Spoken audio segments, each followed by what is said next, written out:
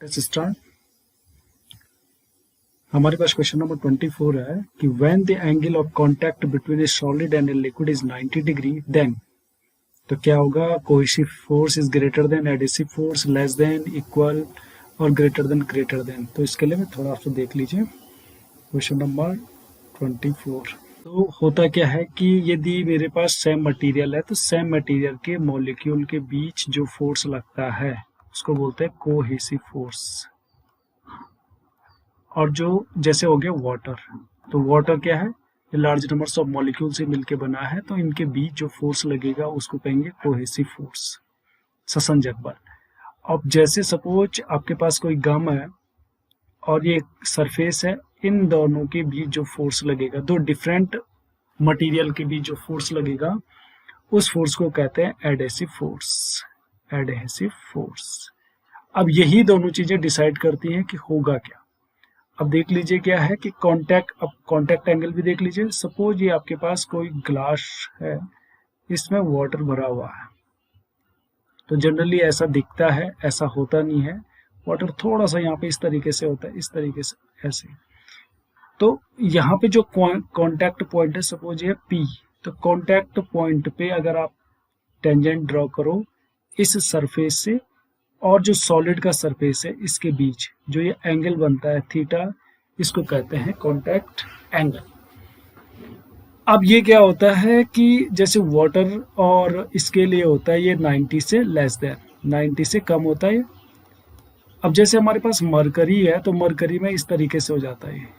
तो मरकरी अगर ऐसे है तो जो ये टेंजेंट ऐसे ड्रॉ होगा, एंगल ये हो जाएगा, तो ये एंगल बन जाएगा 90 से ग्रेटर। तो जब 90 से ग्रेटर बनता है तो इसका मतलब एडहेसिव फोर्स क्या होता है? कोहेसिव फोर्स की कंपैरिजन में ज्यादा। तो 90 पे क्या हो जाएगा? एडहेसिव फोर्स, एक आपने यहाँ देख लीजिए, एक यहाँ देख लिया, तो 90 पे हो जाएगा cohesive force equal to adhesive force. ठीक है, तो इसका जो राइट आंसर है वो राइट आंसर हो जाएगा आपका थर्ड वाला। नेक्स्ट क्वेश्चन 25 की ओर बढ़ते हैं। 25 में हमारे पास क्या है?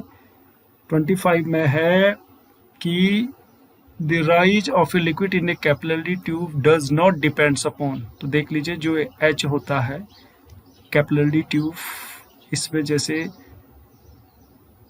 वाटर है, जैसे ये ऊपर की ओर चढ़ने लगता है तो कितनी हाइट तक जाएगा ये इस बात पे डिपेंड करता है। एक फॉर्मूला होता है हमारे पास, H equal to 2t cos theta upon rho R G. T हो गया surface tension, theta contact angle हो गया, रो डेंसिटी हो गई इसकी, आर हो गया इसकी रेडियस और जी हो गया ग्रेविटेशनल एक्सीलरेशन। तो यहाँ पे पहला ऑप्शन हमारे पास क्या है? एंगल ऑफ कॉन्टैक्ट, तो डिपेंड कर रहा है, डेंसिटी पे भी डिपेंड कर रहा है, रेडियस ऑफ कैपिलरी ट्यूब पे भी डिपेंड कर रहा है। इसमें एटमॉस्फेरिक प्रेशर नहीं है, तो इसका जो राइट आंसर हो जाएगा वो हो जाएगा क्वेश्चन 25 का ऑप्शन डी। ठीक है, नेक्स्ट क्वेश्चन की ओर बढ़ते हैं। 26 का जो क्वेश्चन है उसमें लिखा हुआ आपके पास कि the pressure just below the meniscus of water. इसको समझना थोड़ा सा इम्पोर्टेंट है। मेनिस्कस का क्या फोर्स? 3 टाइप से ये हो सकता है, पहला टाइप, दूसरा टाइप और तीसरा टाइप।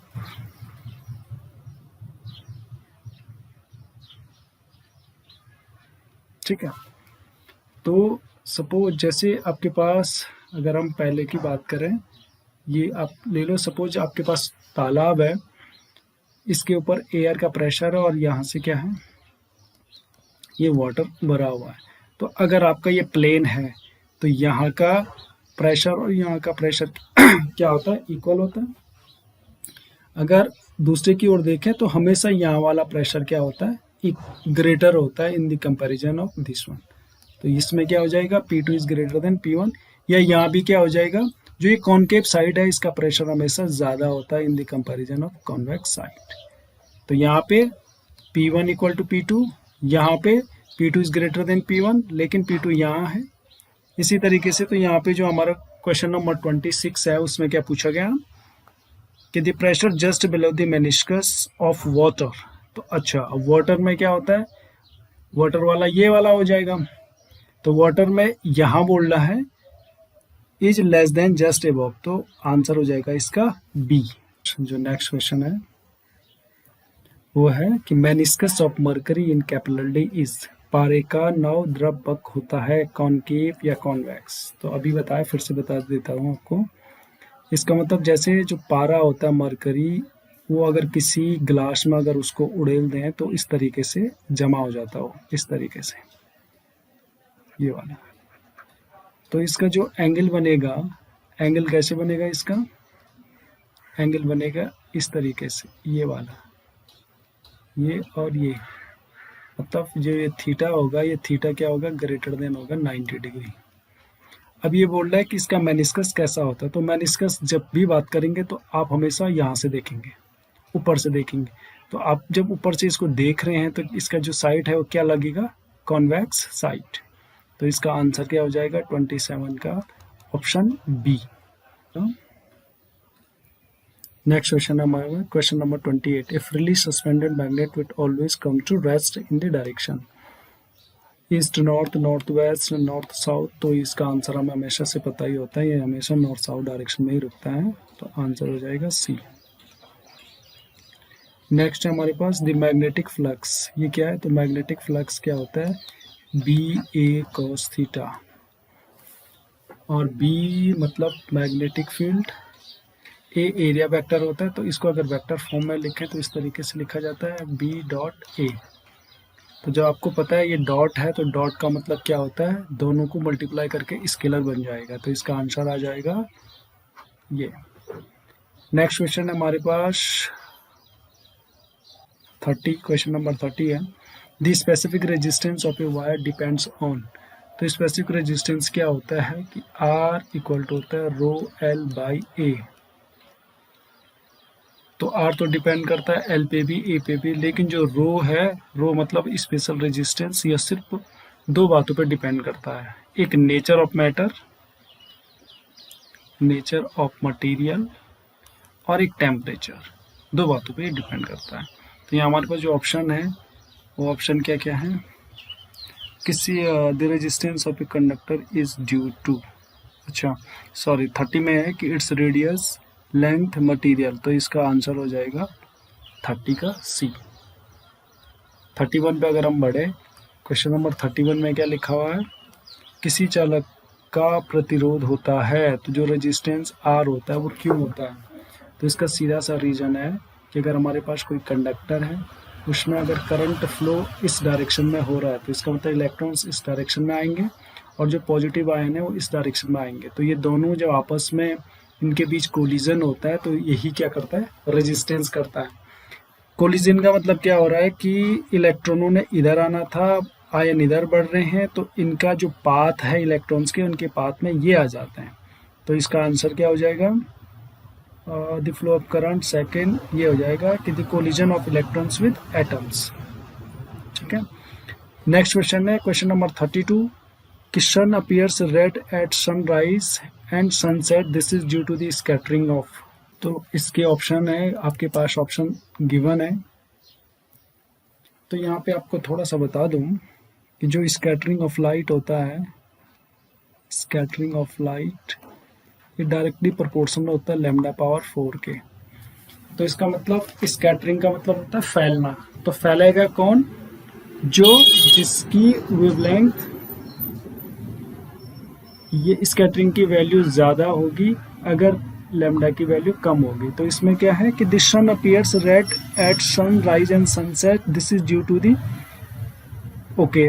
तो इसमें क्या है, longer wavelength, shorter wavelength and lower frequency और ऑल फ्रीक्वेंसी। तो इस, अगर हमारे पास ये फॉर्मूला में पता है तो इस फॉर्मूले में लगा के इसका जो आंसर आएगा वो क्या आ जाएगा, 32 का B is right option. Question देख लीजिए। Tyndall effect is the scattering of light by air particles, solid particles, liquid particles और colloidal particles। तो इसका आंसर हो जाएगा colloidal particle, we know।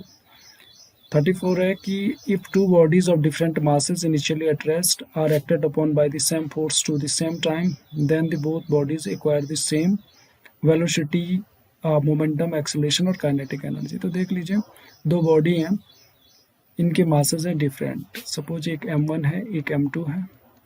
Initially दोनों क्या है, रेस्ट में है, और दोनों पे एक ही फोर्स लगाया गया F। सपोज दोनों पे एक ही फोर्स लगा गया F।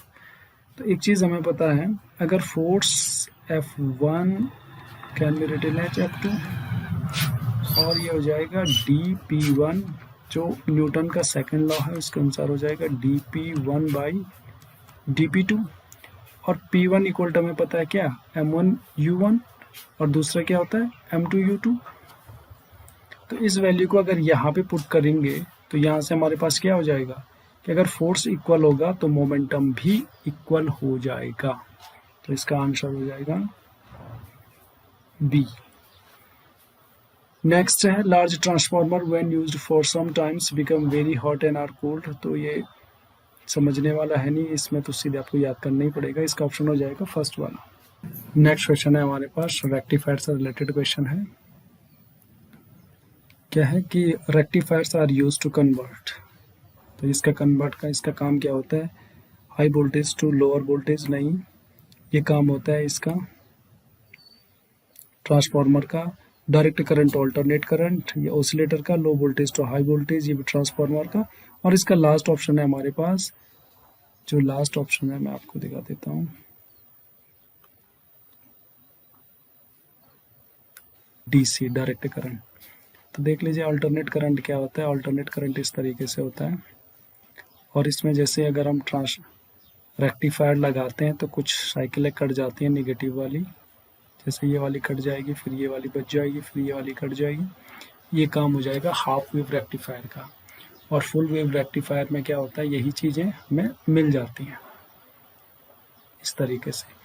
मतलब अल्टरनेट करंट में हमें पॉजिटिव तरफ और निगेटिव तरफ दोनों तरफ हमें साइकिल मिलती है, और डीसी में हमें एक ही तरफ मिलती है। अगेन ये भी प्योर डीसी नहीं होगा, प्योर डीसी इस तरीके से होगा, अगर इधर टाइम है इधर आई है तो इस तरीके से होगा। तो मतलब कहने का मतलब क्या है, जो ये डीसी वाली होती है इसमें भी कुछ फैक्टर एसी के होते हैं, इनको कहते हैं रिपल फैक्टर। नेक्स्ट क्वेश्चन की ओर बढ़ते हैं हम। क्वेश्चन नंबर 37 है, sound wave in air are. तो ये लॉन्गिट्यूडनल है। हमें पता है जो वेव होती हैं दो टाइप की होती हैं, मैकेनिकल वेव और इलेक्ट्रोमैग्नेटिक वेव। जो मैकेनिकल होती है उसके लिए मीडियम की आवश्यकता होती है, मीडियम फिर ये दो टाइप की होती हैं, ट्रांसवर्स और लॉन्गिट्यूडनल। तो जो साउंड वेव होती है वो लॉन्गिट्यूडनल होती है। नेक्स्ट है हमारे पास question number 38, when a bar magnet is suspended in uniform magnetic field the bar magnet. तो आपको पता होगा कि सपोज ये हमारे पास एक यूनिफॉर्म मैग्नेटिक फील्ड है, इसमें हमने एक बार मैग्नेट को रख दिया, तो इसमें हमेशा फोर्स लगता है, एक इधर की ओर एक इधर की ओर, दोनों दो फोर्स लगते हैं, दोनों इक्वल होते हैं। दोनों की फोर्स ऑफ लाइंस क्या होती हैं, अलग अलग। फोर्स ऑफ लाइंस इसको बोलते हैं कि जो फोर्स लग रहा है उसकी लाइन को आगे या पीछे बढ़ाने पे 1 या 2, इसको बोलते हैं line of action of force. अगर ये डिफरेंट हैं दो बातें, और तीसरी बात जो फोर्स लग रहा है इक्वल भी और अपोजिट भी, अगर ये तीनों कंडीशन फुलफिल हो रही हैं तो वहाँ क्या लगता है, टाउ। टाउ का मतलब टॉर्क। टॉर्क का मतलब होता है टर्निंग इफेक्ट। तो इस ऑप्शन में जहाँ भी टर्न होगा वो आपका आंसर हो जाएगा, कि जैसे लिए वाला है, will turn in the field. Okay. Next question number 39, a bar magnet kept in a magnetic field. तो bar magnet kept in magnetic field, तो यही वाला है जो ऊपर वाला था, इसी को ये था, ठीक है। अगर इसको यहाँ रखा जाए तो फोर्स यहाँ लगेगा, एक फोर्स यहाँ लग रहा है, तो ये फोर्स क्या करता है, इसको यहाँ लाने का इफर्ट करता है और इसको ऊपर लाने का। तो टोटल मिला के ये जो बार मैग्नेट होता है इस तरीके से हो जाता है, मतलब पैरेलल टू दी फील्ड, तो become parallel to the field.